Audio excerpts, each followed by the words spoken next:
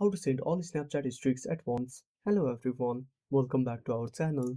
So let's dive right in without wasting any time. Also make sure to watch this video till the end. So first of all, open up Snapchat on a device.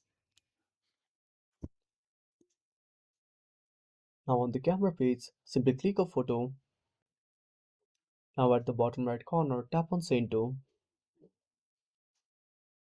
Now select all of your friends. Now at the bottom right corner, tap on the send icon. Now in the next time, when you tap on the camera icon and select a snap, now tap on send to at the bottom right corner. Now under recent, simply select last snap. Now this will select all of your last friends at once. Now tap on send and that's it.